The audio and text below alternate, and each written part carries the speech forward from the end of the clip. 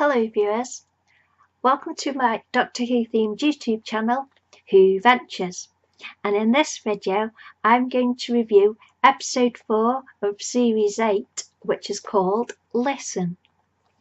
Now, this episode was the most emotionally affecting episode of Doctor Who that I have seen. I was properly crying and sobbing at the end of the episode, and I couldn't really stop crying and sobbing because I didn't really know, because all the emotions mixed up and came out, and I was sobbing and crying.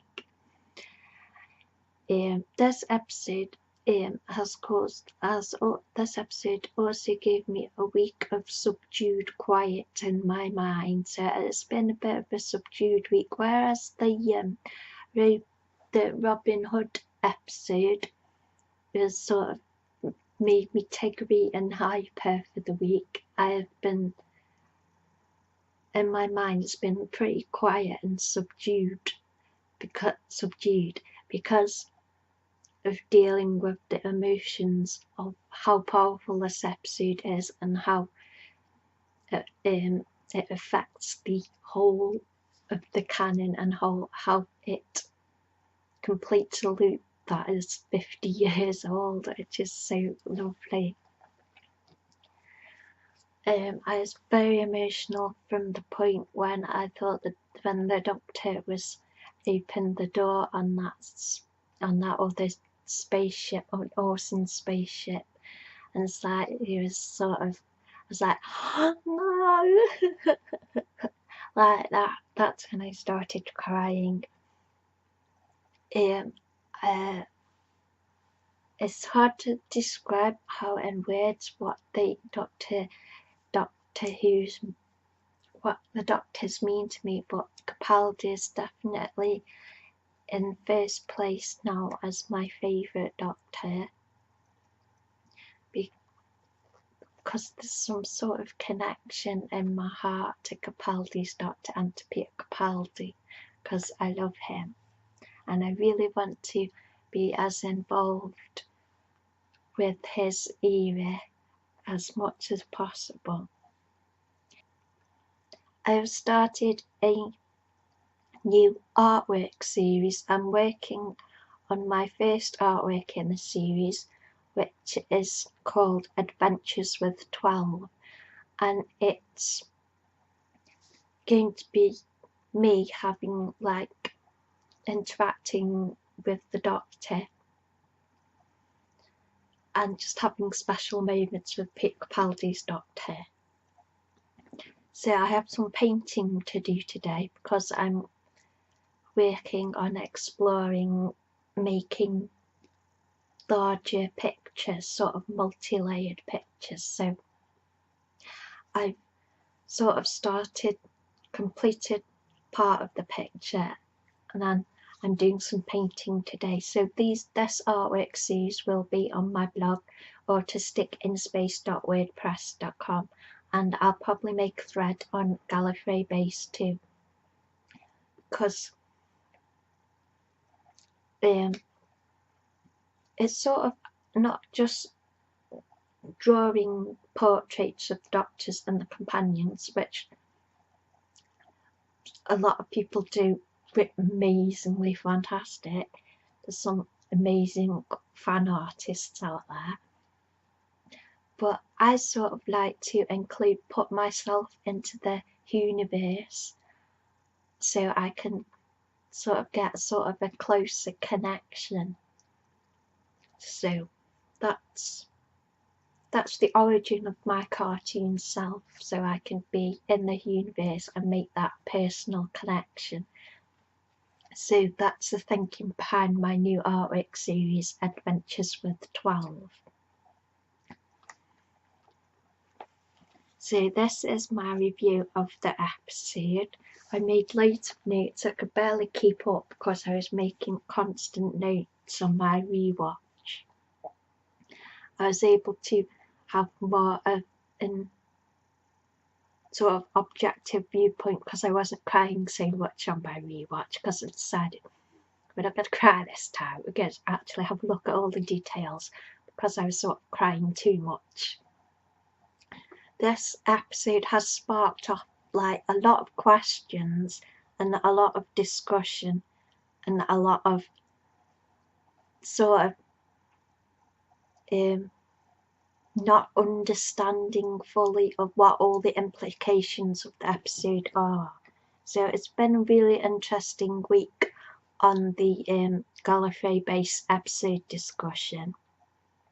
And one of the threads which I've been enjoying is we've been discussing the Doctor's mental health, and there's some other autistic people on Gallifrey Base, and we've been talking about all the things all the things that special interests and stuff, and how autism affects us and that. So it has been a really nice discussion, that, and it is really nice discussion. So very, very positive and honest and open discussion. So I thought that was a very good thread. And so we open this episode with the Doctor perched on the roof of the TARDIS meditating, and I think I love the shot of the camera going, just looking at the inside of the TARDIS, the doors open, and scanning up to see the Doctor meditating on the top, and showing that he's in space. I thought that the camera work on that was amazing and it looked brilliant, and I love that he sits on the TARDIS roof. And then we have a direct address to the audience with "listen." And then I loved that he went into question, and then he sort of did this sort of lesson about the creatures hiding in the dark, and I loved the question about why do we talk out loud when there's nobody there, because I always talk out loud when it's me in the house. It can be hard work sometimes because I have lots of echolalia and lots of body movements. So I guess when I'm at home in my flat and it's sort of just me and then my mum and dad, I'll let all my echolalia and all my body movements out. But when I'm out in public or with family, I don't let out all my echolalia and body movements as much. In fact, there's a fraction of it comes out when I'm with more of the family. And even at Artscape, I don't do all my body movements and echolalia, because I talk to myself all the time, except it's not talking inwards back to myself, it's sort of talking to a different version of me, or talking to the general invisible people. It's, I guess, sort of like narrating like the Doctor. So that's why I really liked him talking in the TARDIS, except he was sort of talking to the creature that I thought was there but wasn't really, because he'd gone all manic, and I really liked how manic he'd got, because I sort of get really excited and talk aloud to the invisible people, so I really related to that behaviour. And I really like how he went to Africa, and then that amazing transition with the fish to underwater. I really like that. I thought it was really cool. And then we see him at the bottom of the ocean with the blowfish. I thought that looked really interesting. It gave me an idea for a picture. And then there's the mystery of who wrote "listen" on the chalkboard, and he said, well, yeah, I said that a bit later, I'll get to that bit. And what I like about this series so far is we have had a lot of direct address to the camera. I really like that, because it sort of brings me into the universe, and sort of brings you into the world of Doctor Who a bit more, rather than just spectating, say, on like David and Matt's era and Chris Eccleston's era. We were sort of like being behind the window and spectating, but this series bursts through the door, tugs at the front of your shirt and just grabs you into the action, and I love that. So I hope there's a lot more direct address to the audience, because I really love it. And I also really like that the moments that we can just be in the TARDIS just feels like, before we even launch into a proper adventure, we could just be in the TARDIS. So I like how the episodes have been starting by just experiencing the TARDIS and just having time to just be in the TARDIS. So I really like that. So then we get to Danny and Clara's very awkward date. And I did notice that on the ceiling of the restaurant, it sort of looks like loads of red I can't say it, rondelles, like in the TARDIS. Well, what used to be in the TARDIS. And then we have Danny talking about how it took time for him to take Clara to dinner because he had family stuff. So that sort of leads into this, what the episode is going to be about, Danny's family. And then we have the discussion about Courtney and Clara, how she said Clara had a wide face.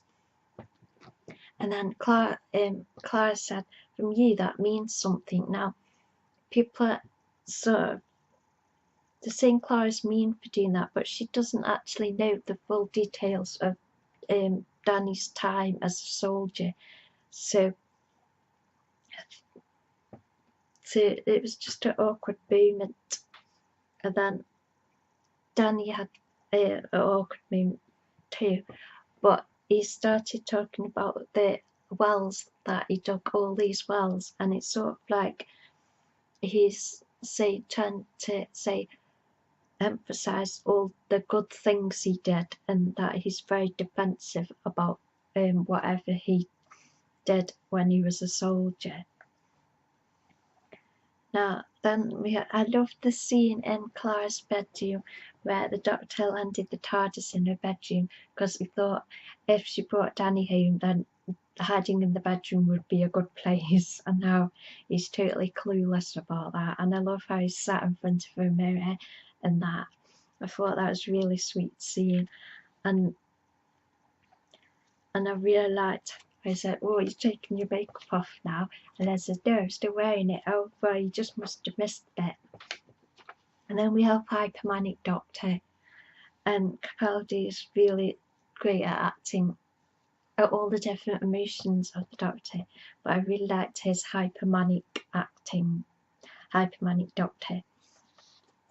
And he just bursts and straight into his theory to Clara, and then she says, I'm sure you could have written it and then forgotten. And then it's like, have you met you? About the Doctor, yes, you could have written it and forgotten. And then I love all topics about dreams, because I have really vivid dreams. I've had some like really horrible dreams this week, but I have really vivid dreams, and I love just everything about dreams. So I really liked this aspect. And then we had the bit about everybody has the exact same nightmare.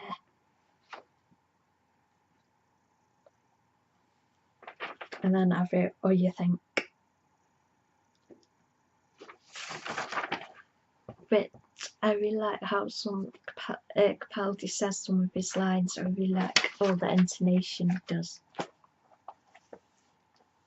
And then when he started to do that exact same nightmare, then all the ankle that all the people were getting their ankles grabbed. I was scared of that. I really like the tension in this episode.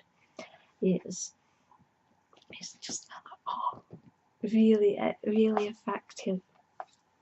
And then we have this bit of where the doctor says,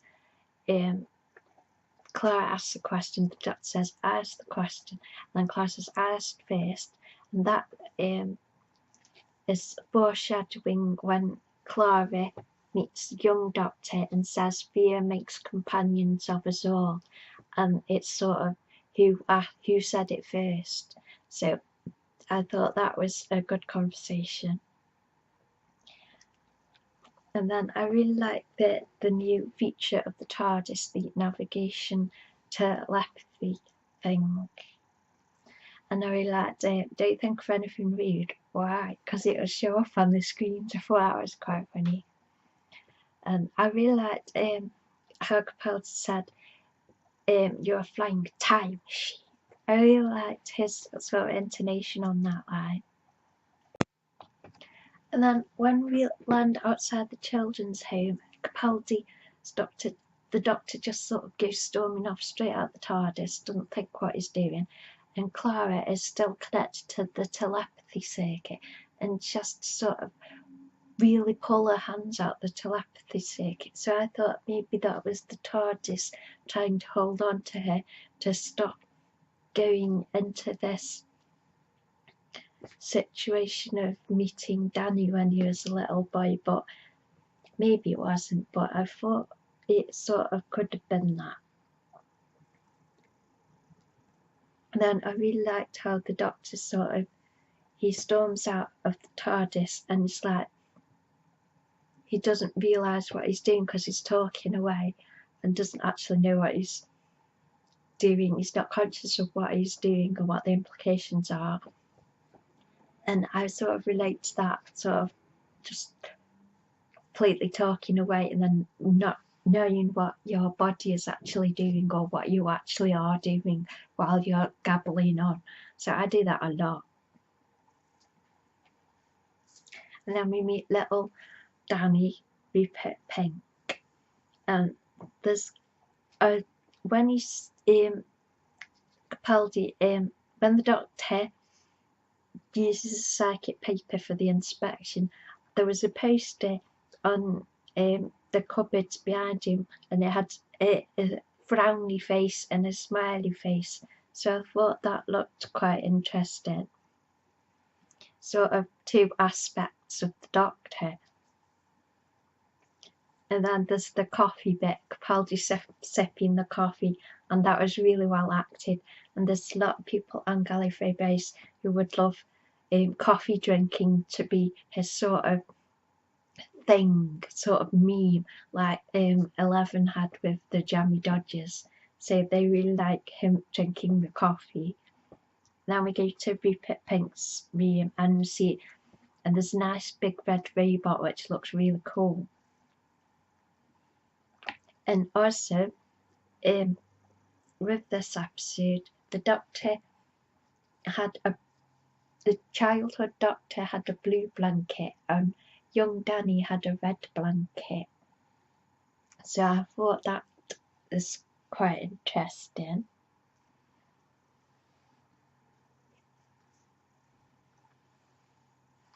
And then we have Clara's speech. Well, Clara's sort of reassuring Rupert, saying, do you know why dreams called dreams? Because they're not real. If they were, they wouldn't need a name. Now, I understand that dreams called dreams and not called reality. But if they were real, they wouldn't need a name. I don't really get that bit, that line. Because this very clever people can hear dreams bit, I got really confused about that, and I've asked on Gallifrey Base on the episode discussion, and I'm really grateful for all the different answers I've had, but I still feel confused about this very clever people can hear dreams.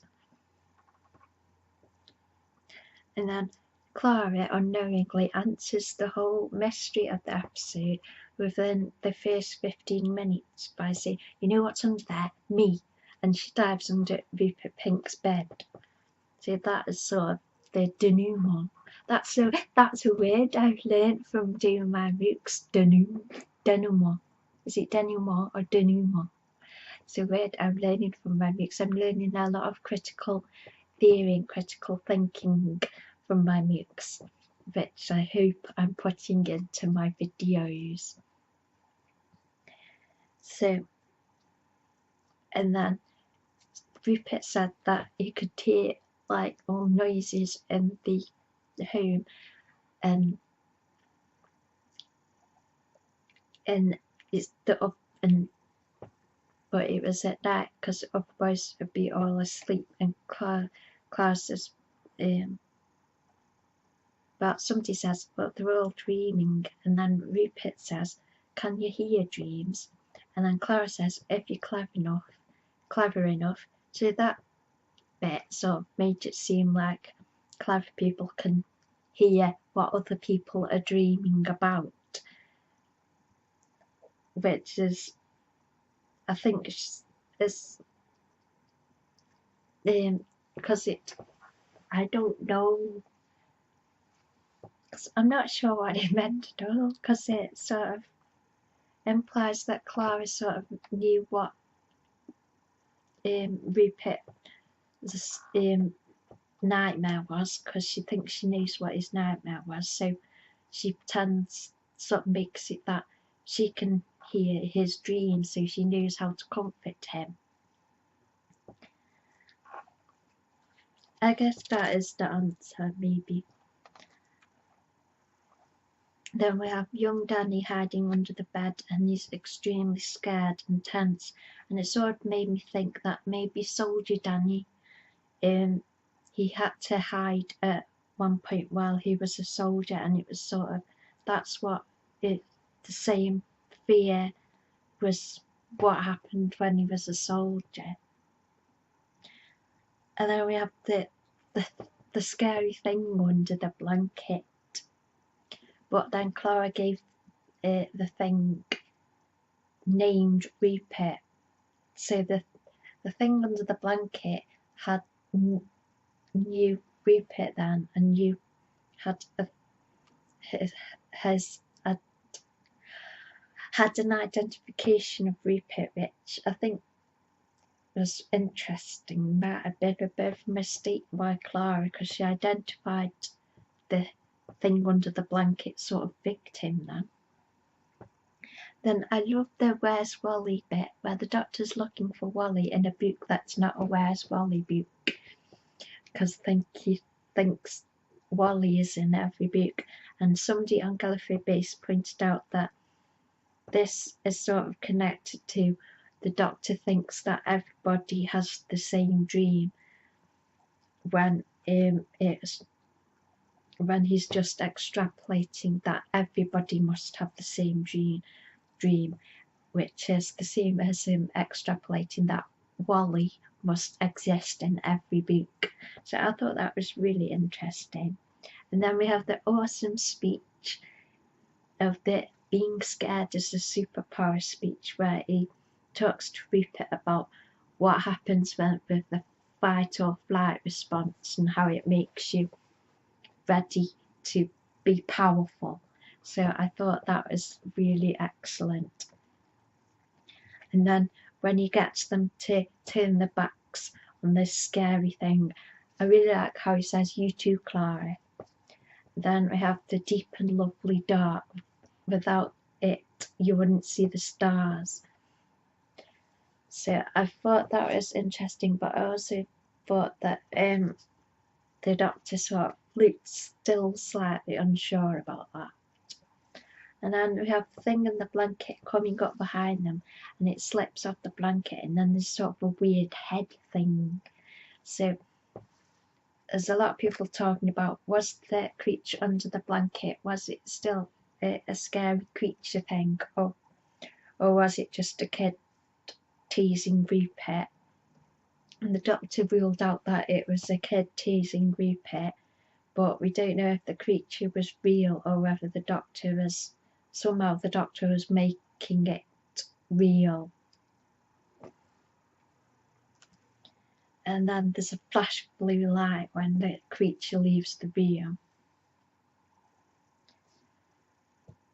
And then I really like the bit where the doctor's like really scary Rupert, and then Clarice told him off because Rupert doesn't need a grey-haired stick insect scaring him. I thought that was funny, and I thought it was good when she said sit.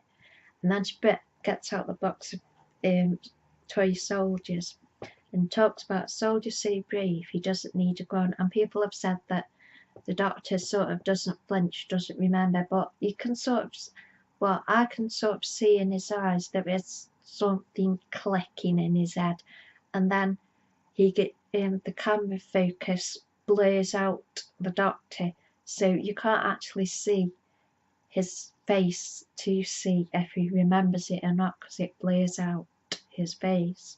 So I thought that was interesting.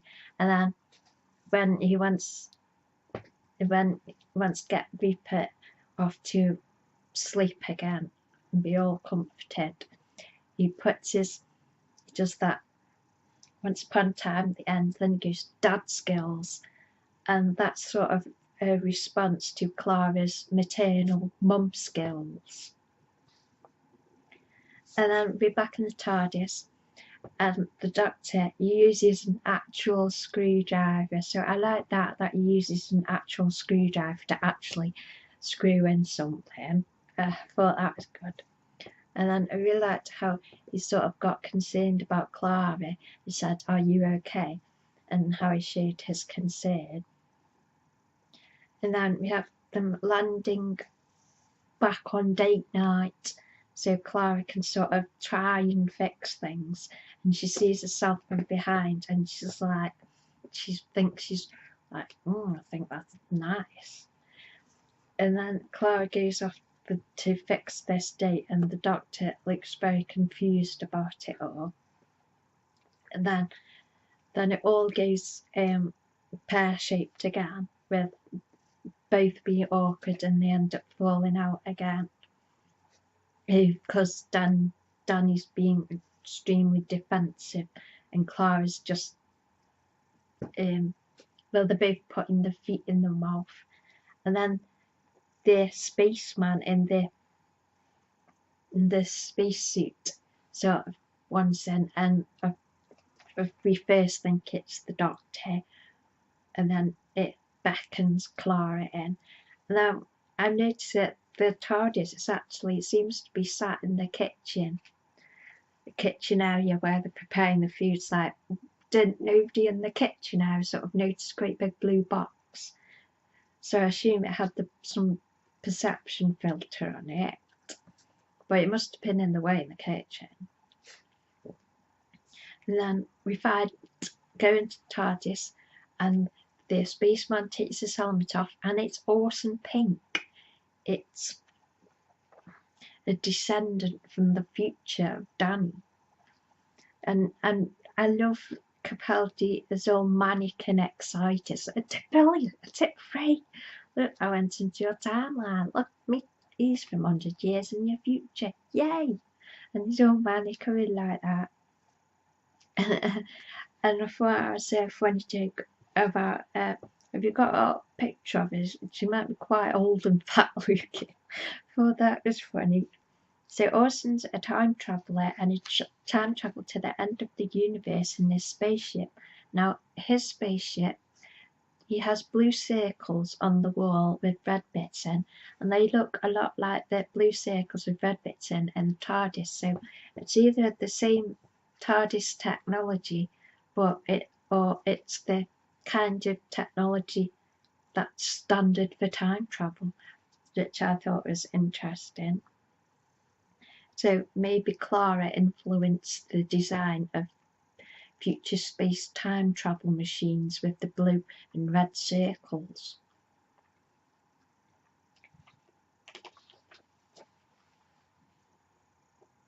And I'll find out that Orson's also, that he's sort of testing that Orson's also scared of the nightmare. So the doctor thinks he's scared of the nightmare, but I guess it's scared of being alone, because But I guess the episode is sort of showing that if you're scared enough, you can create you create the monsters yourself. So Orson sort of creates the monster himself, like, because he's so scared. And then Clara takes Orson into the TARDIS, and they go underneath the console, and there's a really nice wooden desk and stool, which I really like. I just think it's like, I really like it. I really like that style of furniture. And I thought it was very interesting. Now, and then Clara goes back out of the TARDIS, back into the spaceship, and she's sat with the Doctor, and he's talking about his theory and stuff, and then the lighting comes on and it changes to blue, and she says, have you got your own have you got your own mood lighting now? Because frankly, the accent is enough. Now, I did get confused at that first while, because at first thought, oh, he's got mood lighting. Now, mood lighting is sort of a sexy thing, so she must think his accent is sexy. But I think somebody pointed out that it was because it was unnerving, and that's why she said that, because the Doctor's accent is sort of makes things unnerving, and the mood lighting's unnerving as well. So I got confused at that bit, at that line, but it's a good line. And then the Doctor sort of really wants to know what's outside the door, so and he thinks if there's nothing else, nobody left, then there must be a load of ghosts out there, and he really wants to know. Now we have the little conversation about the pipes banging, and then I really liked how the Doctor's sort of protective of Clara and sort of fatherly, because he said, I'll let you know about his prospects. I thought that was good. And the set design in this episode I thought was excellent. I really liked the set of the spaceship. And then the Doctor's talking about how a creature hiding in the dark would only show themselves to the mad, or the very young, or the very old. And the Doctor's that all rolled into one. So it only showed itself to the Doctor. So maybe the Doctor created the monster, and it's the Doctor creating the monster. And then he shouted at Clara to go back in the TARDIS, and I think by now that he's pretty sick of companions like completely ignoring what he's trying to keep them safe and trying to protect them, and they just completely ignore him and put themselves in danger, and because of him. So I think that's why he got so mad, because I remember when Vincent and the Doctor, and Vincent said it, and the Doctor told Amy to stay outside and don't follow him, and then Vincent said to Amy, are you gonna follow him? And Amy says, of course. And I think the Doctor nowadays is just sick of that, sick of the companions deliberately coming out and putting themselves in danger, because it just makes him like it's all his fault when they put themselves in danger to help him. And so then we have the airlock. Sorry about my words today. The airlock, he opened the door and the airlock opened, and then we saw on the TARDIS monitor that he was getting like, I don't know, because all that, yeah, he was sort of getting sucked out of the spaceship nearly, and I really cried and I shouted like, no, because it really affected me, that scene. And that's when I burst out crying and just sobbing about everything then. And then when Clara decides to fly the TARDIS out of there, and says it's not a plan, it's a thing. I thought she was sort of acted very doctor-like there, and I thought that she was so sort of Jenna would be a good doctor. So she was very doctor-like. I thought that was good. And then the Doctor gasps, which is the connection with the TARDIS finding travelling into the Doctor's timeline. That's why the Doctor gasped. And then we get to the barn, and now there's a lot of discussion about the barn having sort of bluish sky, and there's also a lot of discussion about where the barn is. Is it on Gallifrey or not? Because it's implied that it's the same barn that John Hurt went to, but when they were in the barn, they were going to press the moment to sort of destroy Gallifrey and the Daleks, but if they were on Gallifrey to destroy Gallifrey, they were destroying themselves. So were they on Gallifrey? So I'm still a bit confused about that. And then we have the Doctor crying, and as I've said, pointed out, he's got a blue blanket on his bed. And then we have this man and woman come in. Now it's not clear whether they're his parents or whether they own some sort of children's home or boarding school, and they talk about the man doesn't seem to understand why he's crying all the time, and the man thinks he should go into the army, and the man says he'll never make a Time Lord. The woman is a lot more understanding and caring of the Doctor, and she talks about how it's okay, you can come in if you want and be with the other boys. So the other boys line sort of makes it seem like maybe it's a boarding school. And then we have Clara grabs the Doctor's ankle, and that's when the Doctor inside the TARDIS says, perverting the course of human history. Now I forget which Doctor originally said that, but that the timeline is obviously going off in his head that this is all happening. And then Clara says, it's okay, go back to sleep, this is just a dream. And says, but very clever people can hear dreams. Now this is where I got confused about the line, very clever people can hear dreams, because that sort of implied that very clever people can hear inside their dreams, which but I thought everybody can hear that inside the dreams. I thought dreams always have sound, because mine do, because I have like big musical numbers to singing and tunes on the radio and conversation, and lots of sound in my dreams. So I was very confused by what that line meant or implied.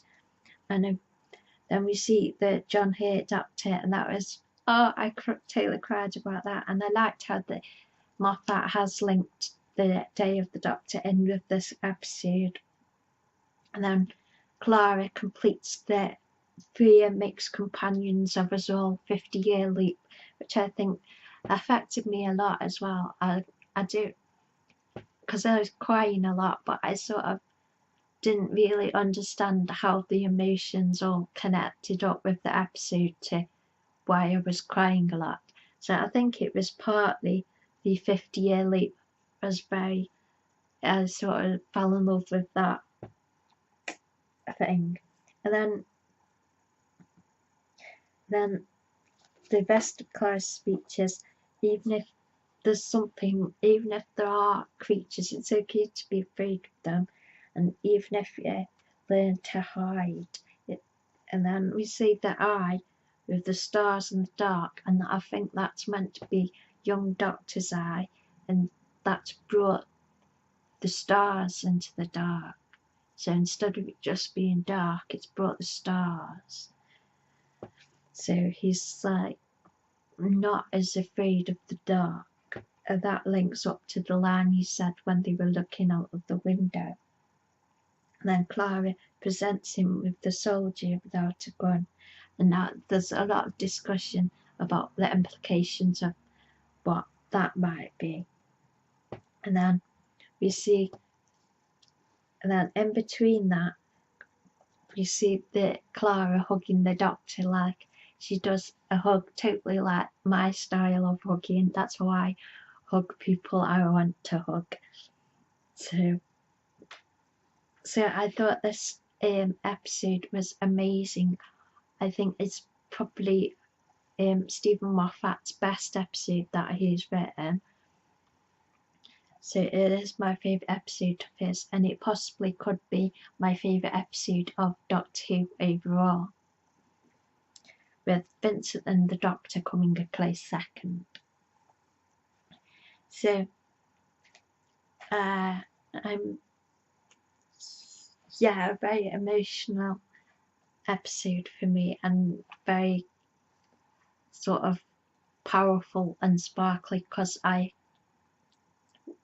get really connected to fiction and fictional characters, and obviously I'm totally in love with the Doctor and Pete Capaldi's acting and Pete Capaldi himself, and it was just really emotional. I really cried a lot, and then I sort of just really quiet on the Sunday, and because usually I'm like bouncing about Integrity, but I've been really quiet this week.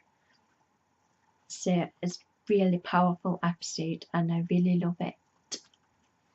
So I hope you have enjoyed this video, and I hope you'll like my upcoming artworks, and if you work on the show at all, and then please, I hope you share my videos to Peter and sort of can sort of convey to him how much I love his portrayal, and sort of show him my artworks and stuff on my blog autistikinspace.wordpress.com. So I hope you have enjoyed this video, and thank you for watching. Yay!